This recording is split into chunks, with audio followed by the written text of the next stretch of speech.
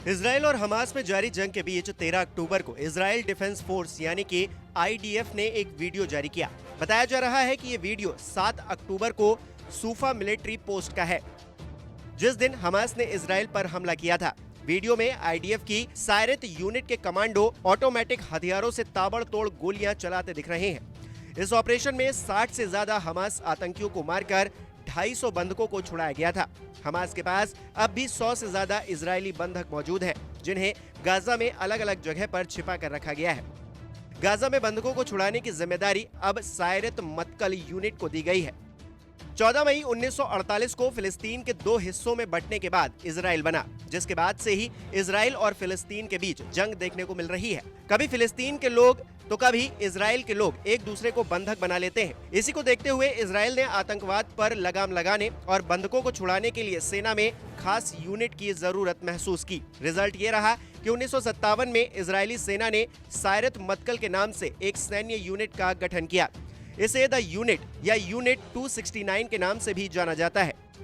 अब बात करते हैं सायरत मत्कल का क्या काम होता है। दरअसल इजराइल डिफेंस फोर्स यानी कि आईडीएफ की माने तो सायरत मत्कल का मुख्य रूप से 2 काम है। पहला, सैन्य स्तर पर स्ट्रेटेजिक इंटेलिजेंस जुटाना और दूसरा, आतंकवाद विरोधी ऑपरेशन करना और बंधकों को छुड़ाने के लिए ऑपरेशन चलाना।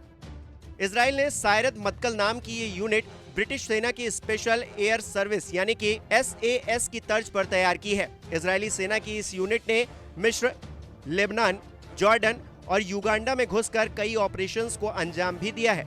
इजरायली फोर्स सायरत मत्कल के टॉप ऑपरेशन में 1968 में लेबनान में किया गया ऑपरेशन गिफ्ट, 1969 में मिस्र में किया गया ऑपरेशन बुलमस 6, 1972 में मिस्र में किया गया ऑपरेशन रवीव, 1975 में इजराइल में किया गया सेवाए ऑपरेशन, 1980 में मिसगांव एम बंधक संकट, 2006 में ऑपरेशन शॉर्ट एंड स्मूथ और 2017 में सीरिया में किया गया ऑपरेशन अगेंस्ट ISIS शामिल है। इजरायली सेना में सबसे ज्यादा मुश्किल ट्रेनिंग सायरत मत्कल यूनिट की ही होती है। इस यूनिट के जवानों को इजराइल के नेगेव रेगिस्तान में एक गुप्त जगह पर ट्रेनिंग दी जाती है। इस यूनिट के जवान को गिब्बस ट्रेनिंग से होकर गुजरना होता है। इस दौरान कई रात उन्हें जगे रहकर प्रैक्टिस करनी होती है।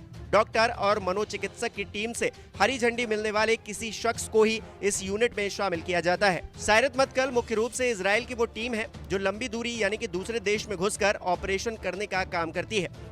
ऐसे में एक बार फिर गाजा में घुसकर बंधकों को छुड़ाने की जिम्मेदारी सायरत मत्कल को सौंपी जाने के 3 वजह हैं। मोसाद, शिन बेट और यमन स्पेशल फोर्स से बेहतर कनेक्शन है, गाजा के लोकेशन की सटीक जानकारी है और घनी आबादी के बीच घुसकर ऑपरेशन करने में यह यूनिट माहिर है। आपको बता दें कि हमास ने बंधकों को छोड़ने के लिए इजराइल के सामने 2 शर्तें रखी हैं।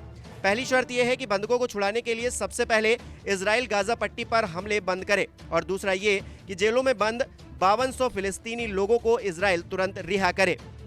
इन्हीं सब वजहों से इजराइल ने अब सायरत मत्कल को इस जंग की कमान सौंप दी है। नमस्कार, मैं हूं मानक गुप्ता। अगर आपको हमारा ये वीडियो पसंद आया हो तो इसे लाइक और शेयर जरूर करें और हाँ, हमें सब्सक्राइब और फॉलो करना ना भूलें ताकि आप देश और दुनिया की कोई खबर मिस ना करें। तो जुड़े रहिए हमारे साथ और देखते रहिए न्यूज़ 24।